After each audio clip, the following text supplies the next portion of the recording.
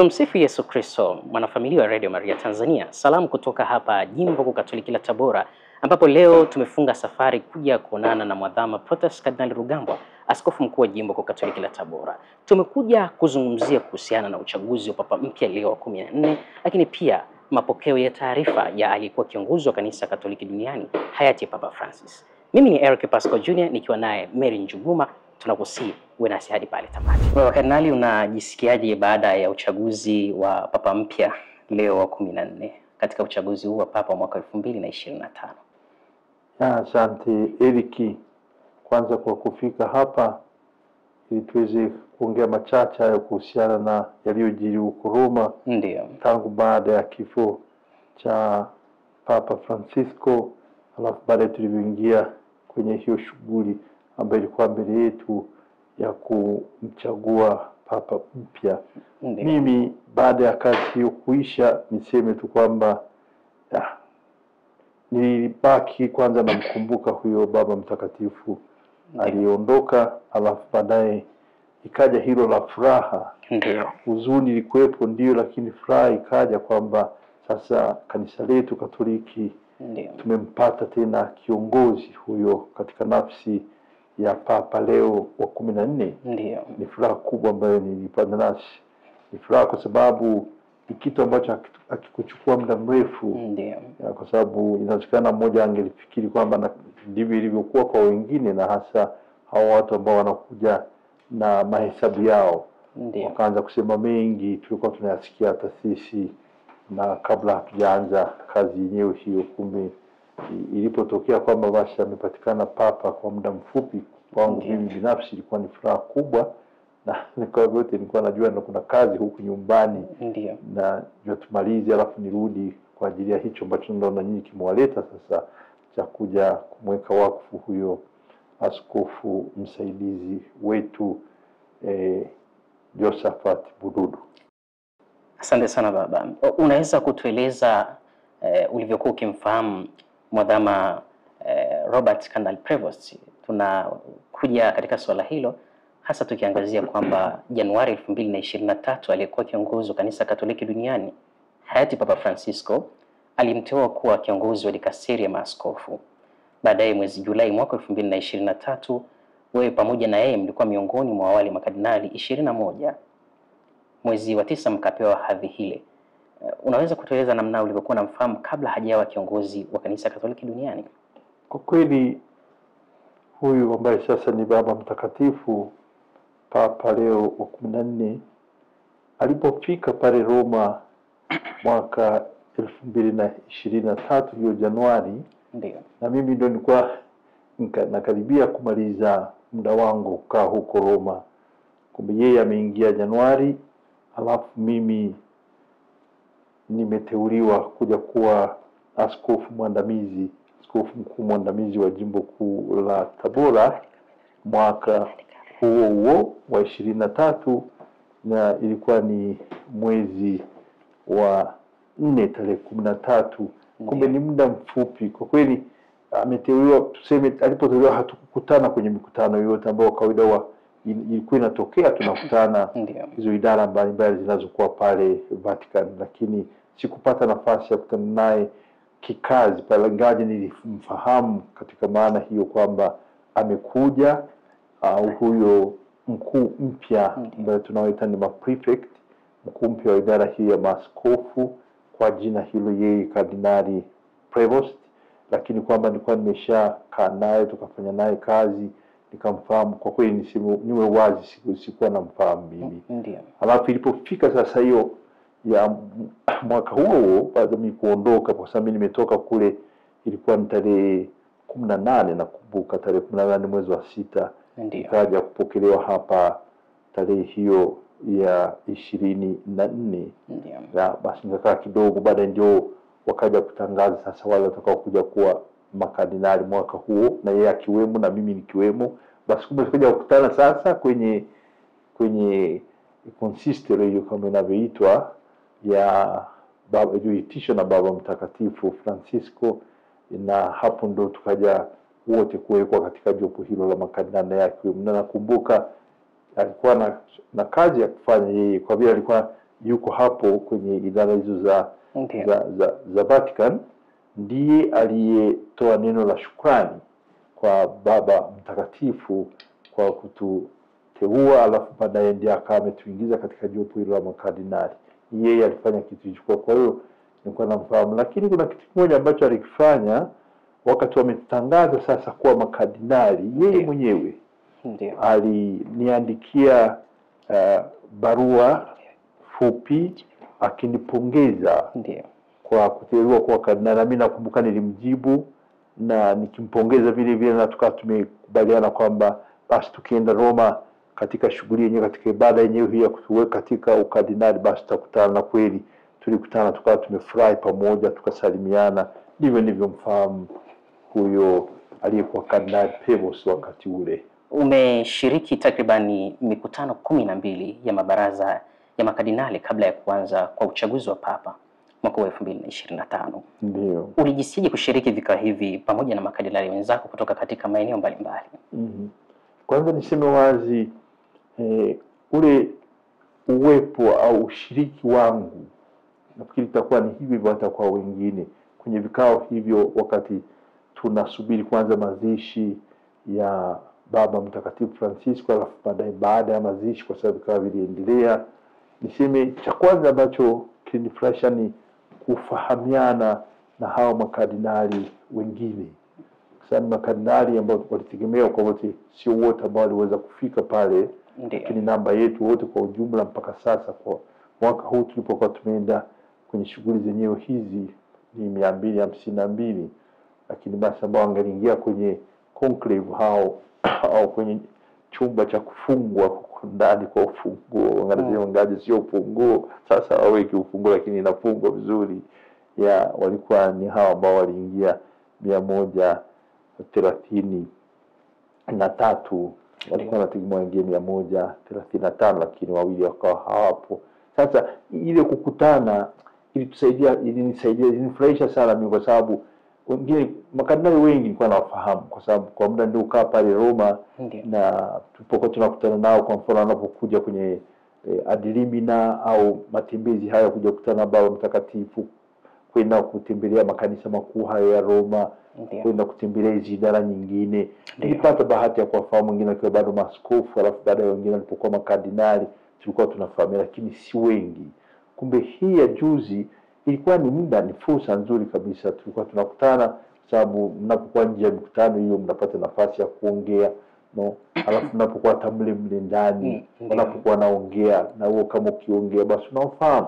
Sana nakumbuka kuna na wengine tulipokuwa tukitoka kwa kitu labda ulichokuwa umeongea wewe, mmoja anakuja anataka kujua zaidi, anataka kufanya kitu fulani pamoja na wewe kuhusiana na kile ulichokiongea, basi inakuwa ni wakati mzuri sana. Ilinifurahisha sana hilo la kuwafahamu makardinali wenzangu, alafu na kuzifahamu kwa mfano shughuli wanazozifanya, alafu kufahamu hali halisi ya makanisa ya huko na kutoka, alafu na mimi kuwashirikisha vile vile hali halisi ya shughuli za kichungaji kwenye kanisa letu, kwa mfano la Tanzania au kanisa la Maharia la jimbo kuu la Tabora. Ilikuwa ni wakati mzuri wa kufanya mabadilishano hayo na tuseme kushirikishana hizo shughuli mbalimbali za utume.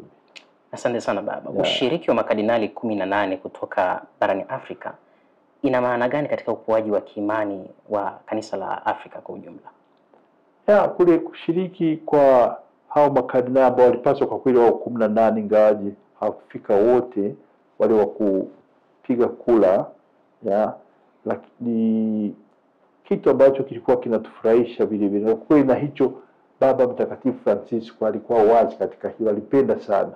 Na nafikiri sio Francisco tu, hata uongozi unaokuwepo sasa hivi au hata sisi wenyewe kama wana kanisa lake ulimwengu, unapoona watu wanawakilishwa, tuseme sio kuwakilishwa katika maana anaenda kufanya kazi ya kuwakilisha, kwa sababu kardinali kama kardinali yeye ambaye ameteuliwa, sio kwa sababu anaenda kuwakilisha nchi au kufanya nini. Hapana, yeye ni mshauri wa Baba Mtakatifu na shughuli nyingine zote ambazo zinafahamika ambazo zinaendana na ukardinali. Lakini akiwepo kwa mfano mtu ametoka Tanzania, au akiwepo mtu ametoka Kenya, ametoka Afrika ya Kusini, ametoka Afrika Magharibi, unaona ni Afrika ndio ni sisi, na sisi kama bara tunakuwepo. Kwa hiyo inakuwa ni kitu kizuri. Katika maana hiyo unaona tumeongelea swala zima kwa mfano la hiyo mkutano ambayo ilikuwa inafanyika. Kwa hiyo kwenye mkutano unaofanyika mtakuwa mnajadiliana mambo mbalimbali kuhusiana na kanisa, na sio tu kanisa labda la Ulaya, tutazungumza kanisa la Amerika, kanisa la Oceania. Sasa na nyinyi mkawepo sasa wa Afrika, na nyinyi mnakuwa na yakweni ya kuongea kama kanisa.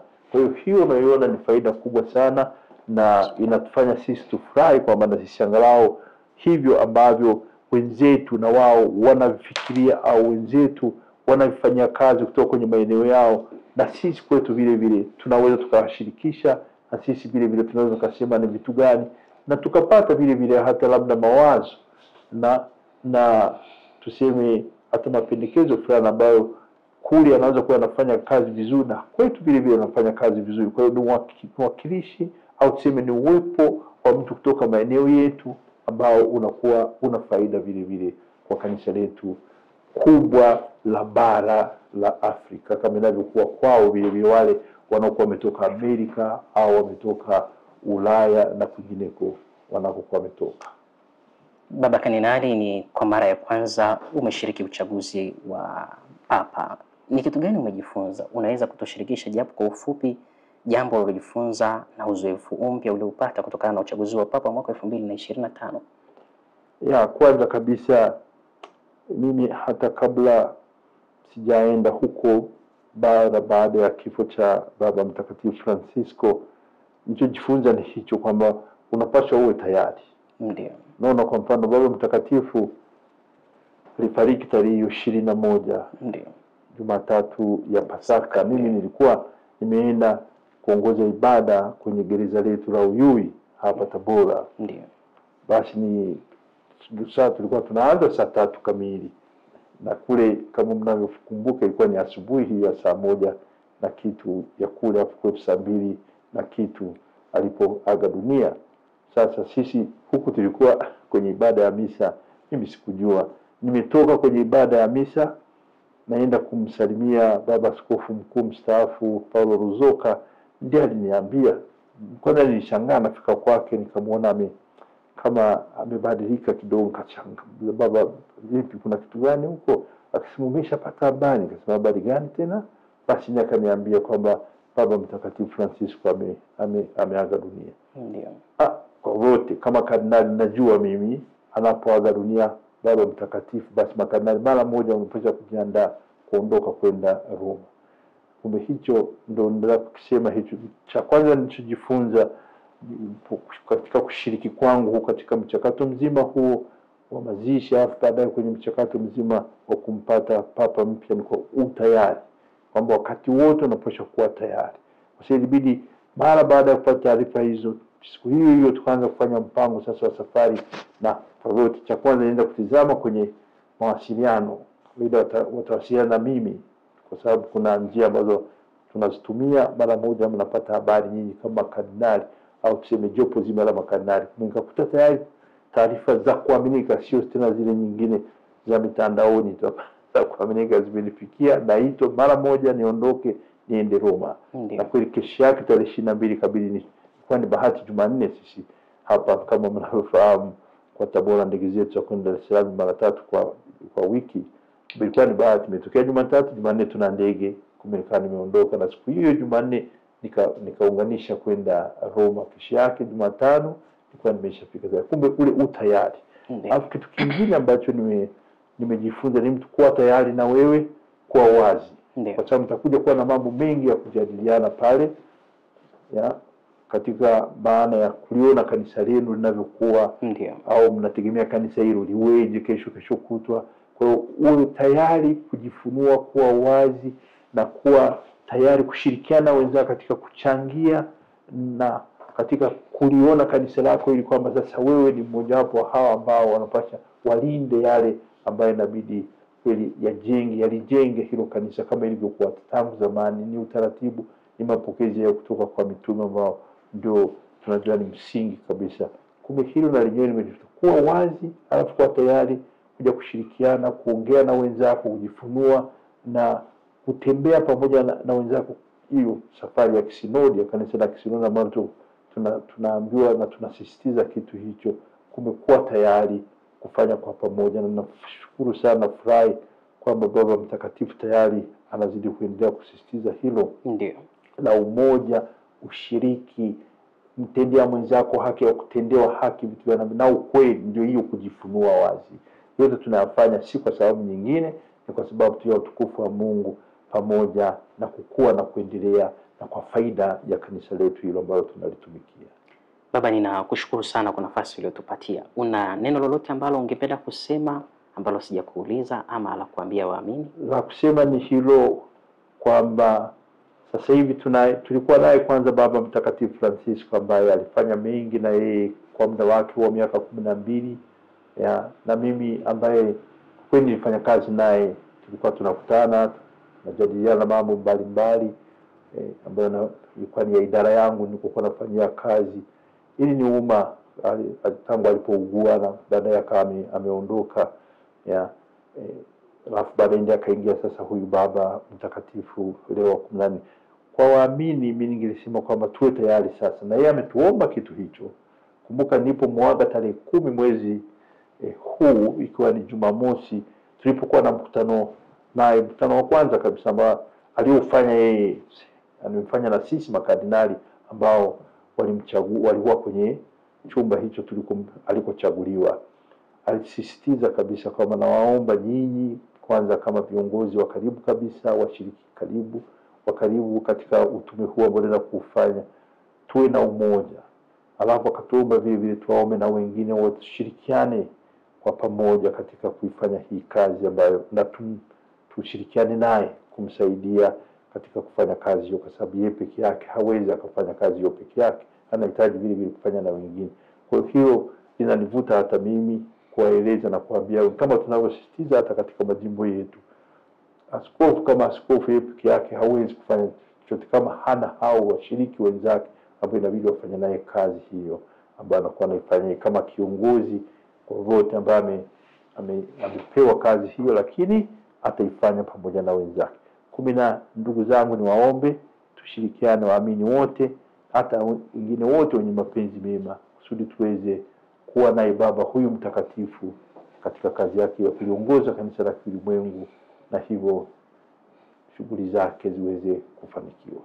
Asante sana Baba, nikushukuru kwa dakika hizi takribani 20 ambazo umetupatia kuweza kutushirikisha yale yaliyojiri Roma katika kipindi hicho cha mazishi ya Baba Mtakatifu Francisco na uchaguzi wa Papa mpya Leo wa 14. Nikushukuru sana. Asanteni sana nyinyi, nashukuru kwa kuja hapa na kupata taarifa hizo kusudi mweze washirikisha wengine ambao labda wangelipenda kuyasikia kutoka kwangu. Na karibuni sana kwenye shughuli ambayo tunayo hapa ya kuja kumweka wakfu huyo askofu msaidizi wetu katika jimbo letu kuu hilo la Tabora, Josephat Bududu, inayokuja kufanyika hiyo siku ya Jumapili, kuanzia Jumamosi tunapompokea kwenye masifu ya jioni, alafu Jumapili siku yenyewe tukimwombea vile vile, na mkituombea sisi sasa viongozi. Tulikuwa watatu sasa, kwa sababu yuko mimi, yuko na askofu huyo msaidizi, lakini tunaye vile vile askofu mkuu mstaafu Paulo Ruzoka. Mtuombee Mama Maria atusimamie na aweze kutuombea ili shughuli zetu ziweze kwenda vizuri. Asanteni sana.